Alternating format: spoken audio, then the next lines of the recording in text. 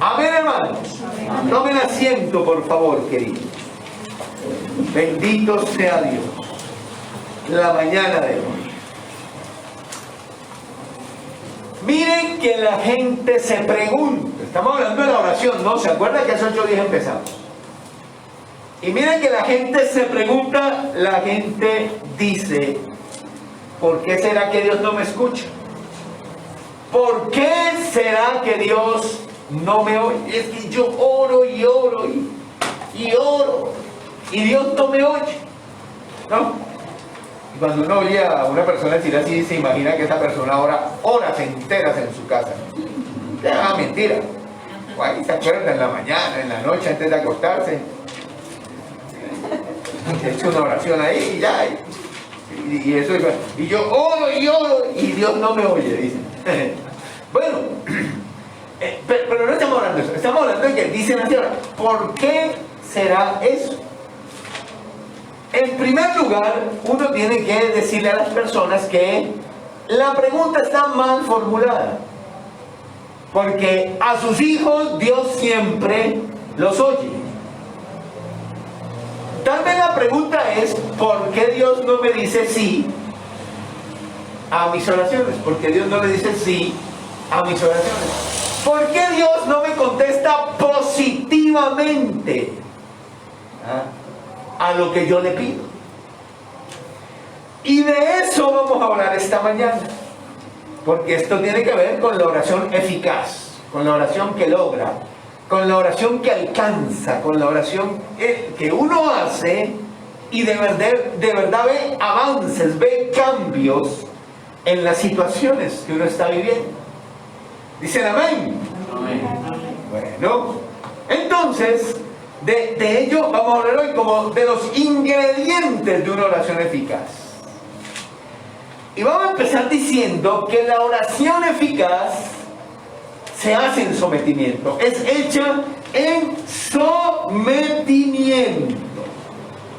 Y aquí voy a reiterar algo que ya dije hace 8 días, porque a mí se me hace muy importante que la gente lo comprenda, lo entienda y sepa discernir, hermano.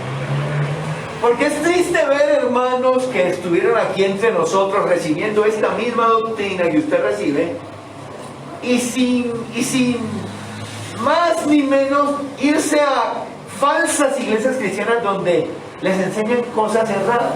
Dice, pero estuvieron ahí, oyeron, escucharon. Entonces yo digo, tal vez es que me hace falta repetirles más. A veces les queda, ¿sí?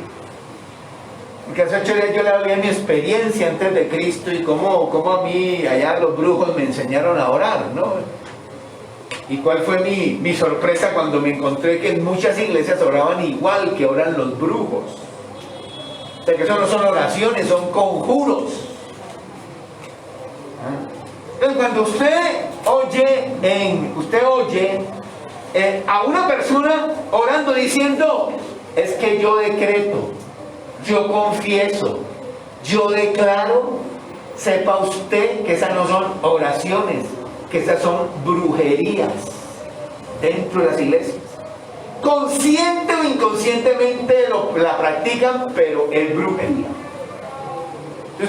Usted está enfermo, entonces llega el tipo que dirige ahí ese sitio, y le dice, venga aquí al frente que vamos a orar por usted.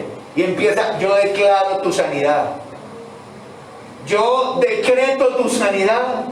Brujería. Brujería. Brujería. Luego le dicen a usted dos cosas que van muy ligadas. Luego le dicen, trae tu ofrenda y nosotros declaramos tu milagro. Es decir, problema grande, ofrenda grande. No sirve, si el problema es grande no sirve que dé 50. Tiene que dar grande. Así dicen, eso son irrisorios, pero así lo dicen. Problema pequeño, pues ahí sí se aceptan de 20 y de 50. Usted trae la ofrenda, nosotros vamos a declarar su milagro. Cosas que hacen, llamo yo actividades rebeldes. Porque quien así hace, no quiere someterse a la voluntad de Dios y está tratando de obligar a Dios a que haga cosas. obligándolo con plata o obligándolo con ese tipo de oraciones. ¿Sabe usted qué hay detrás de ese tipo de oraciones? La creencia de la brujería, que mis palabras tienen poder creativo, tienen un poder milagroso. Y en efecto, la Biblia enseña que la vida y la muerte están en el poder de la lengua, pero eso es una cosa muy distinta al decir que es que lo que yo declare, lo que yo confiese, se va a hacer porque mi boca tiene poder creativo. No sé si comprende la diferencia de las cosas, pero así dice, así sucede. Quien así ora, lo que está es rebelándose contra la voluntad de Dios en realidad. Porque la oración eficaz es la que dijo Jesús en el Getsemaní. Y usted ha leído la historia de la crucifixión, ¿verdad? Cuando el Señor en el Getsemaní, que decía, yo declaro mi victoria. ¿Qué decía el Señor? Yo confieso que Dios me saca de esto. ¿Así ora? ¿No? ¿Cómo oraba Jesús? Señor, si es tu voluntad, pase de mí esta copa, no se haga en lo que yo quiero, sino lo que tú quieres. Y ahí nos dejó el modelo, nada que yo decreto, nada que yo confieso, nada. Él sencillamente dijo, bueno, aquí estoy orando y que se haga lo que yo pido y que se haga lo que Dios quiera. A nosotros nos enseñaron fue a pedir, a suplicar, a clamarle a Dios, no a confesar, decretar ni declarar. Entre otras cosas, usted se lee todo el Nuevo Testamento y no se va a encontrar ni una sola vez a Jesús diciendo tal cosa como yo decreto, yo confieso, yo declaro. Mucho menos a los apóstoles del Señor, orando de esa manera como ora todo cristiano hoy día. Es que esa es la oración. Y usted los oye orando así. Para todo, todo. Tiene un problema en el hogar, yo declaro que mi hogar se arregla, yo confieso que mi esposo cambia, yo confieso, yo profetizo que mis hijos cambian y no sé qué. Así no nos enseñaron a orar en la Biblia a nosotros. Nos dijeron, usted pida, usted clame y usted sométase. Mientras pide, ruéguele a Dios la serenidad para aceptar las cosas que no puede cambiar y la humildad para recibir aquellas que Dios le dé, sin que eso le dañe su corazón. ¿Está comprendiendo? Mire no solo lo que dice allá Jesús en el Getsemaní, eso lo encuentra en Mateo 26, 42, cuando él dice, no se haga mi voluntad sino la tuya, sino lo que el apóstol Juan instruye en la primera carta de Juan, capítulo 5, versículo 14. Búsquelo. Que lo vean mirándome mucho, busquen su Biblia. Primera de Juan 5:14. Primera de Juan 5:14. Ya saben que si está buscando en el celular me le apaga los datos a ese bicho del diablo. 5:14. Miren lo que dice ahí. Y sabemos, o sea, una certeza, una convicción que usted puede tener en su corazón. Dice, y sabemos, y esta es la confianza que tenemos en Él. Esta es la fe que tenemos. Esta es la seguridad, esta es la certeza que podemos tener en Él. Y dice, que si pedimos alguna cosa conforme a su voluntad, ¿qué dice ahí? Él nos oye. Esa es la promesa. Pero ¿cómo tenemos que pedir? Conforme a qué, hermano, a su voluntad. Eso es nada que yo decreto, yo declaro, yo confieso como los brujos, como Walter Mercado. No. Sino, Padre, hágase tu voluntad así en el cielo como en la tierra. Que yo soy tu siervo y yo acepto lo que tú decidas. Porque yo creo que al final lo que tú decidas con mi vida, eso es lo mejor para mí. ¿Sabe usted que a veces la voluntad de Dios para nosotros es dejarnos enfermos, como el apóstol Pablo, ¿se acuerda? ¿Por qué? Porque Dios sabe que ese es el mejor estado para nosotros, el estado en el que le buscaremos con sinceridad. ¿Saben que a veces la voluntad de Dios para nosotros es no prosperarnos económicamente, sino sustentarnos con lo necesario? Porque sabe Dios que esa es la manera, esa es la forma en que le buscaremos. A veces, y uno como siervo de Dios, como hijo de Dios, que se reconoce como esclavo de Cristo, lo único que puede hacer es agachar la cabeza y decir: Padre, yo acepto lo que tú decidas. Con humildad lo acepto, con amor por ti lo acepto, Señor. Qué cuento de declarar, confesar, como los brujos, Señor. Nada de eso.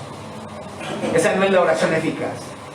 La oración eficaz, en primer lugar, es hecha en sometimiento, sometidos a la voluntad de Dios, por un lado.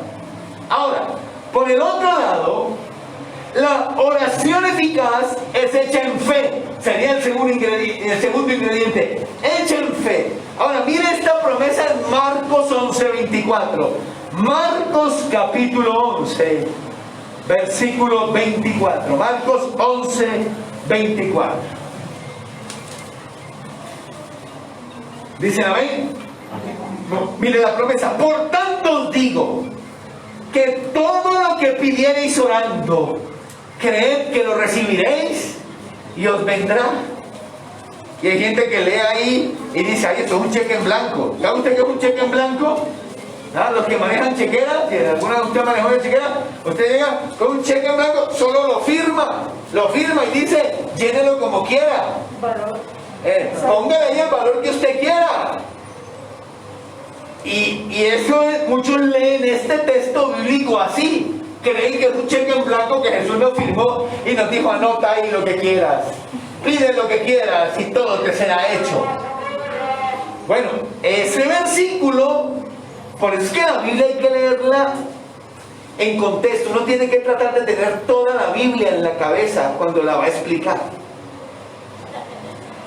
Porque si usted lee este texto unido con el que acabamos de leer, entonces usted descubre que lo que ahí quiere decir es: pide todo lo que pidas, orando según la voluntad de Dios, creed que lo recibiréis y os vendrá. Creed que lo recibiréis y os vendrá. Esa es la promesa, pero hay que leerlo todo en conjunto. Y el conjunto es lo que nos dice: sí, eso es verdad, pero nunca hay que descuidar el hecho de que Dios tiene un plan, de que Dios tiene un propósito, de que Dios tiene un proyecto. Y yo lo que tengo que hacer es orar para que ese proyecto se cumpla en mi vida. Bueno, pero usted dice, primero nos dice que nos sometamos, después nos dice que oremos con fe. O sea, como quien dice, primero nos quita la fe y después nos dice que le pongamos fe. Y pareciera que es así. Uno de estos falsos predicadores lo interpretó así, y en un libro que yo lo leí, él escribió algo como que nunca ore a Dios pidiéndole su voluntad, porque eso apaga la fe. Y el tipo llena estadios y hace unos milagros impresionantes. Pues bueno, dicen, no, uno no sabe si eso sea gente. Yo me rehusaba a creer eso, ¿no? Que los impíos dicen: eso es gente que le pagan, esos que pasan allá a hablar de mí, eso es gente que le pagan. Y yo me rehusaba a creer eso. Y decía: no, ¿cómo puede ser? No, tampoco. Y ya uno va a YouTube y uno encuentra una mano de ese tipo de cosas, de gente que le pagaron para que se subiera a sus tarimas allá a decir que Dios los había sanado y que no es que era puro cuento. Sí, toca decirlo, hermano. No quiere decir que Dios no haga milagros. Yo he sido testigo de reales milagros de Dios. Verdaderos milagros del Señor. Sin show, sin espectáculos, sin cosas raras. Yo los he visto en mi vida y en la de otros. Entonces él decía así. Pero hermano, quiero decirle una cosa. Eso no es verdad. usted no debe asumir que la voluntad de Dios, cuando yo hablo de la voluntad de Dios, ¿por qué la gente asume que la voluntad de Dios es siempre dejarlo enfermo, siempre dejarlo en la ruina, que usted se vaya a vivir por un puente, que no tenga familia? No, uno no puede asumir eso. Uno lo que debe saber es que la voluntad de Dios es buena, agradable y perfecta.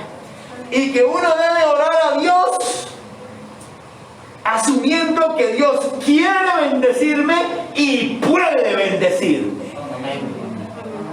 ¿O yo? No asuma de plano, Dios no quiere, Dios lo que me quiere es ver por abajo un puente metido y comiendo en ollas ahí de leche clean y sancochando salchichas allá que me regalaron en la panadería, ¿vale? No, pero ¿por qué va a pensar uno así? Uno ora creyendo que Dios quiere bendecirlo a uno y que Dios puede, porque tiene el poder para hacerlo. ¿Amén? Mire, siempre que yo hablo de esto, y tal vez la mejor manera de explicar lo que tengo es lo que le pasó allá a Lady Gianelso, la costeña, la grande. Párese, hermano. Ella, no mentira, no es párese, solo levante la mano. Ella y al esposo, ¿no? Usted me va a desmentir si yo voy a decir alguna. De pronto cuento la historia, le quito, le pongo algo, usted me dice. Ellos no podían tener hijos.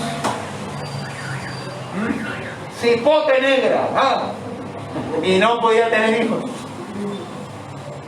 Y oró, si no estoy mal, 10 años. 10 años orando que Dios le diera un hijo. 10 años. Eso es fe. Eso es fe. Porque nosotros a los meses ya, ay, todo eso como que es mentira, eso como que es puro embuste, que es pastores tramándonos allá, llenándonos de cuentos de ese tipo. 10 años orando. Y cuando ellos pasaron aquí y bueno, y quedó embarazada, ¿sí? ¿Cómo la ves? Y por ahí anda Sidel, no me deja predicar a veces. Bueno, ya 2 años pasaron en los que no dejaba predicar, pero ya por ahí anda y patina y le toman fotos, bueno, todo eso solo hacen chicanear la China en Facebook. Cuando ellos pasaban aquí a contarnos el testimonio, y esto es lo que les quiero decir precisamente, ella decía, yo no tengo razones para creer que Dios me va a negar mi petición. Y mientras Dios no me diga que no, era un sí. ¿Fue así? Era un sí. Estas son las palabras. Mientras Dios no me diga no, es un sí.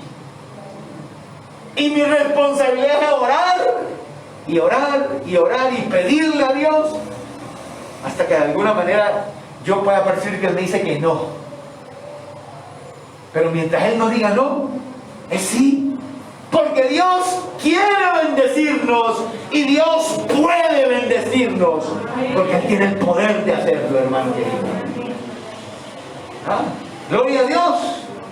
A eso me refiero cuando yo le digo que hay que orar sometiéndose a la voluntad de Dios, pero al mismo tiempo orar creyendo que las cosas pueden suceder, que Dios quiere bendecirme y que Dios puede bendecirme, bendito sea su nombre.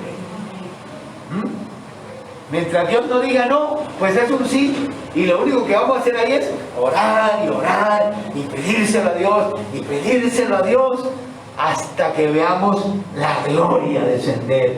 Bendito sea su nombre.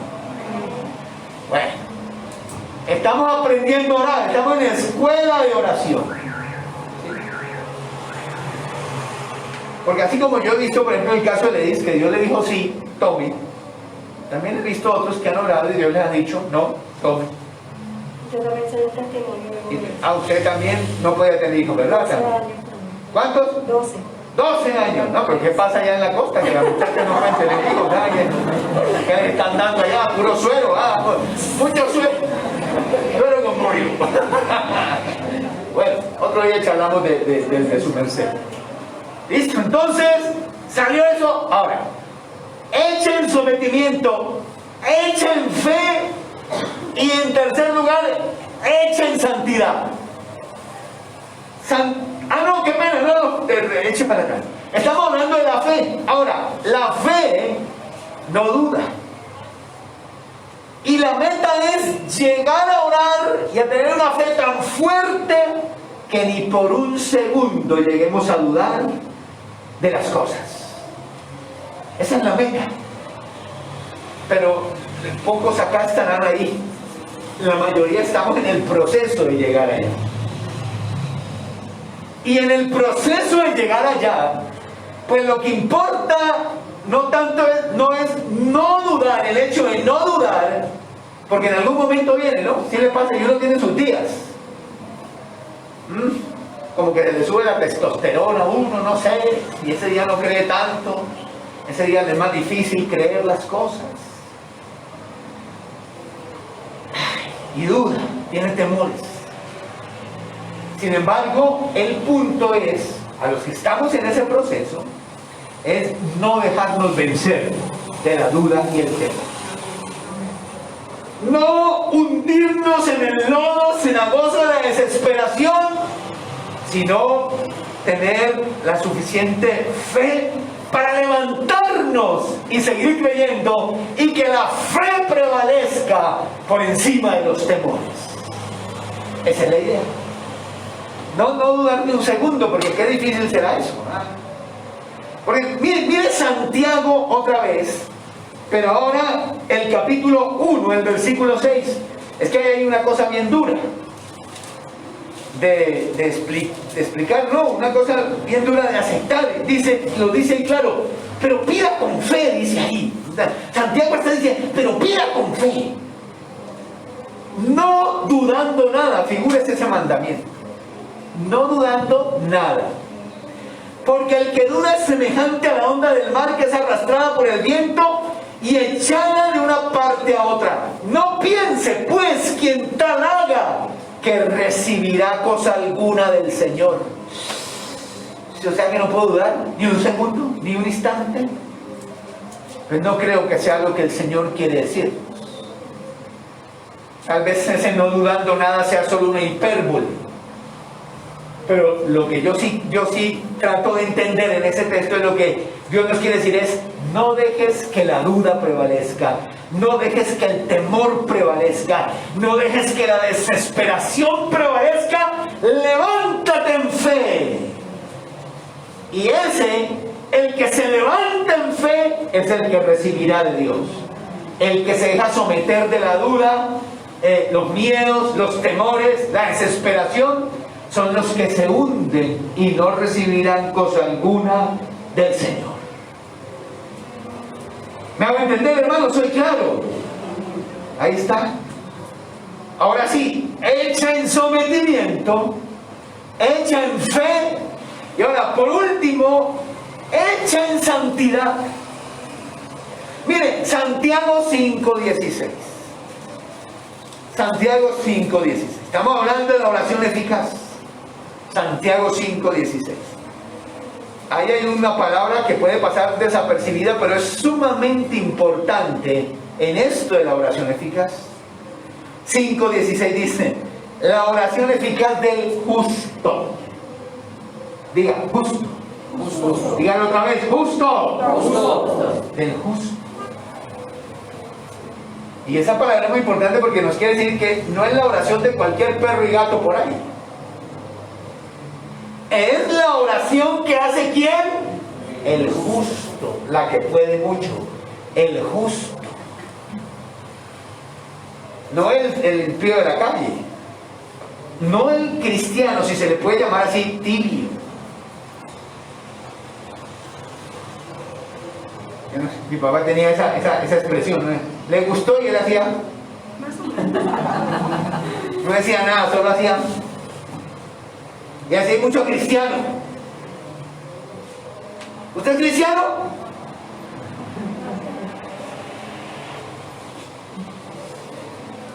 ¿Usted es cristiano? Pues ni chicha ni limonada, ¿no? ¿Usted es cristiano? Pues a ratos, a veces ahí. A veces me chaveto. ¿Ah? No. Note que aquí no están hablando de la oración que hace esa gente, porque es que esa gente, ahí sí, qué pena decírselo, qué pena que yo sea tan sincero, pero es que me toca, ¿no? Porque a usted Dios no lo oye. Sépanlo, a usted Dios no lo escucha. Ni una sílaba suya, ni una vocal, ni una consonante es oída, ni una. ¿Es la oración eficaz de quién? Del justo. Porque usted lee el versículo 16, luego lee el 17 y mire a quién nos ponen de ejemplo. Dice, Elías era hombre sujeto a pasiones semejantes a las nuestras y oró fervientemente para que no lloviese, y no llovió sobre la tierra por 3 años y 6 meses, y otra vez oró y el cielo dio lluvia y la tierra produjo su fruto. O sea que ahí nos ponen bueno, estamos hablando de la oración que hacen hombres como Elías, mujeres que están emulando en su vida a Elías.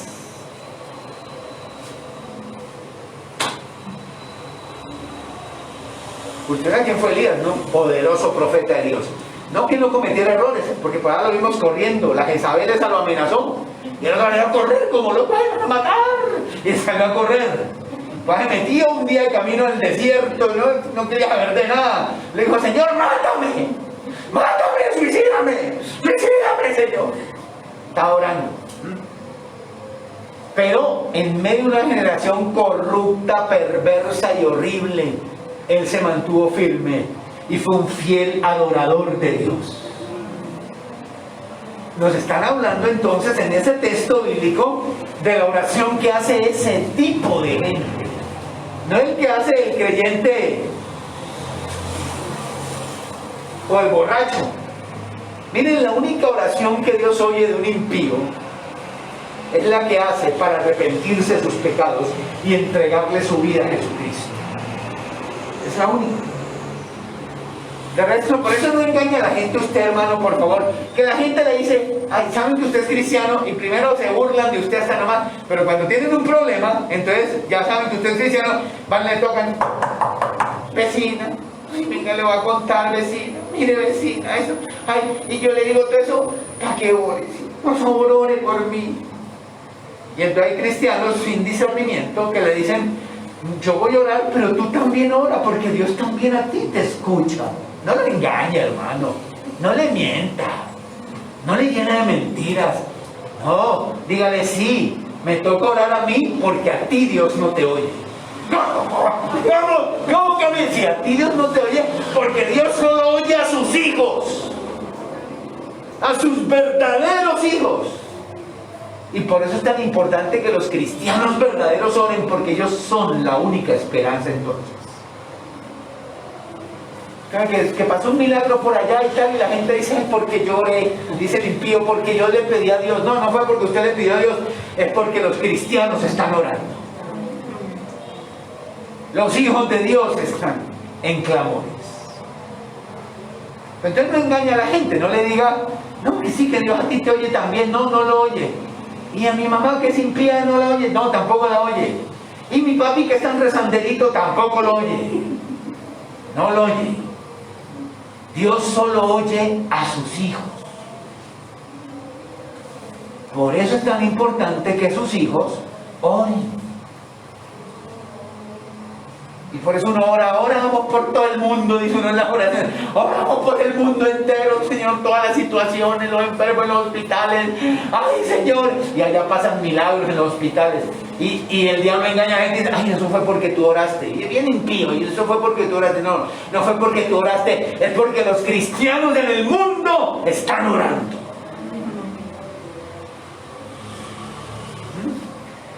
La oración eficaz del justo puede mucho, pero no solo en ese texto. Mire, primera carta de Juan, capítulo 3, versículo 22.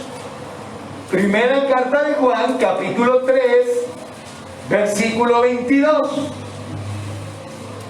Ahora aquí dice, mira la promesa otra vez. Y cualquier cosa que pidiéremos, la recibiremos de Él. Ya, hay cheque en blanco. Otro cheque en blanco aquí. No, ya usted sabe que este texto se lee con el otro que ya leímos. Cuando nos habla es de si Dios quiere, si es conforme a la voluntad de Dios. Entonces, ahí leemos, y cualquier cosa que pidiéramos la recibiremos de Él. Dice, ¿por qué razón recibiremos cualquier cosa que pidamos de Dios? Número 1, porque guardamos sus mandamientos. Número 2, porque hacemos las cosas que son agradables delante de Él. Esa es la razón. Ya se fija que Dios no oye a los impíos. ¿A quien oye Dios?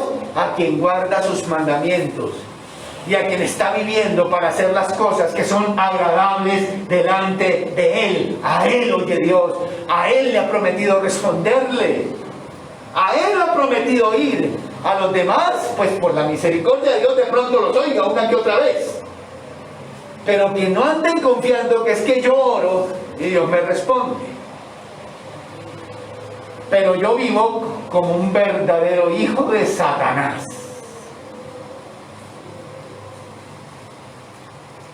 Ahí lo dirá el diablo, pero Dios no lo oye. Ahí lo dice, ¿no? Está leyendo. Porque guardamos sus mandamientos y hacemos las cosas que son agradables delante de Él. Uy, pastor, o sea, yo vengo a la iglesia y yo soy así, como hacía mi papá. A mí no me oye, no te oye. ¿Cómo va a ser? Sí, señor, así es. Ustedes lo que tienen que preguntarse es, ¿está guardando los mandamientos? A medias, no lo oye. ¿Está viviendo para hacer las cosas que son agradables a Él? A veces, no lo oye. No lo escucha.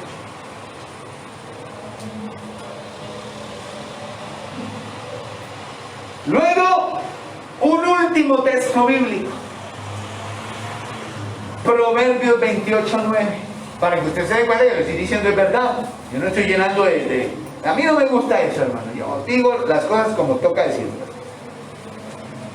Eso de andar engañando a la gente y diciéndole cosas que no son, no va conmigo.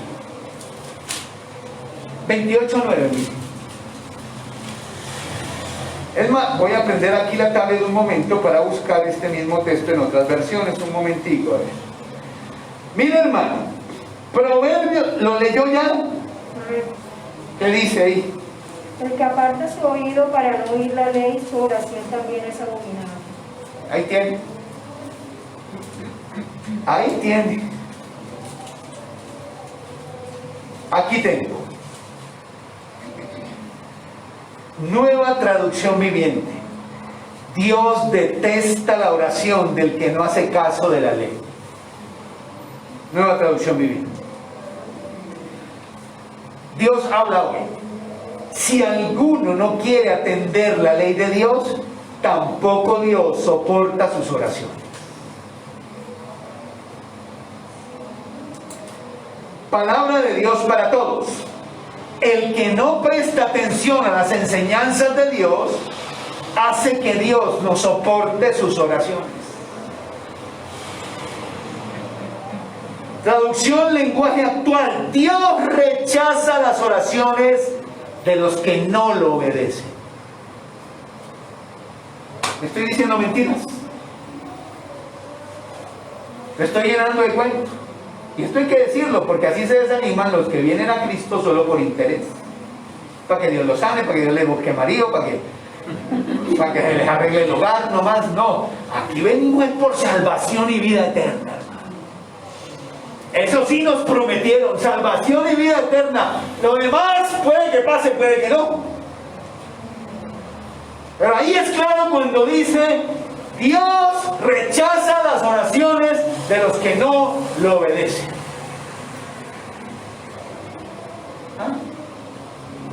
Como quien dice, a usted dice: ay, eso qué aburrimiento ir a agarrar, a ir allá a oír la Biblia, y ay, que la Biblia, y que no sé qué. Y entonces cuando usted empieza: papito Dios, ayúdame, Dios dice: ay, eso qué aburrimiento irte a ti.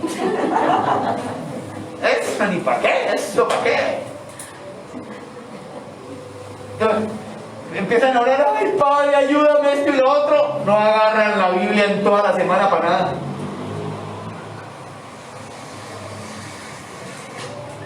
¿Cierto que sí? Dios rechaza esas oraciones. Dios no oye al cristiano tibio, y mucho menos al impío. No lo escucha.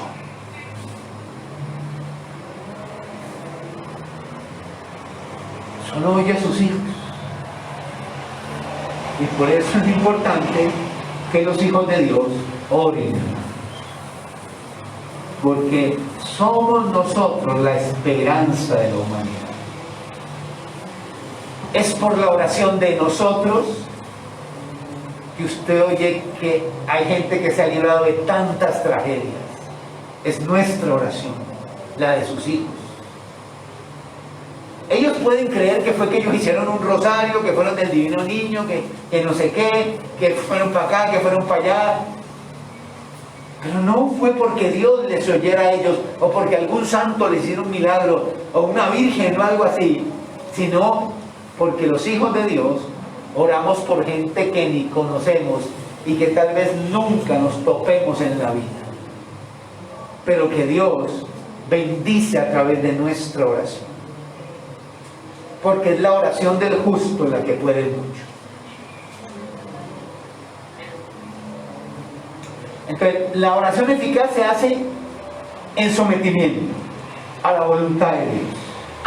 Nada de querer torcerle el brazo a Dios confesando, declarando, dando plata para que los milagros pasen. No. Piensa esos cuentos, son estafadores, ladrones esos. Usted se somete a la voluntad de Dios. Echa en fe, porque usted la hace con certeza de que Dios quiere bendecirlo y que Dios puede bendecirlo. Porque usted lo hace prevaleciendo sobre la duda, prevaleciendo sobre los temores, la desesperación. Usted la sigue haciendo, aunque todo parece indicarle que no, que ya deje eso así, que haga otra cosa, que se compre un perro mejor o algo así.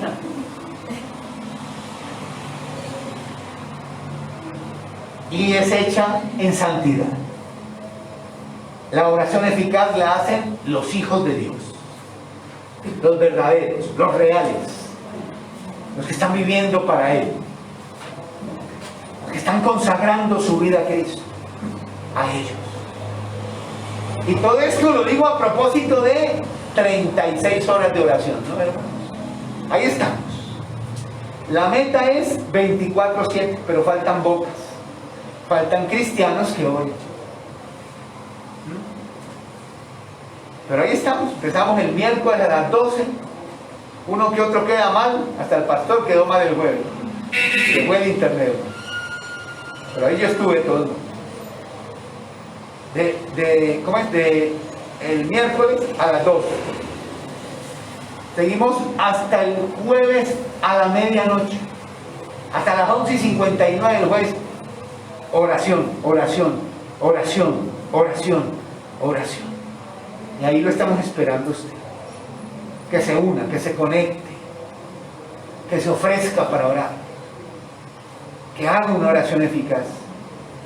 Porque el mundo entero lo necesita, querido hermano. Bendito sea Dios.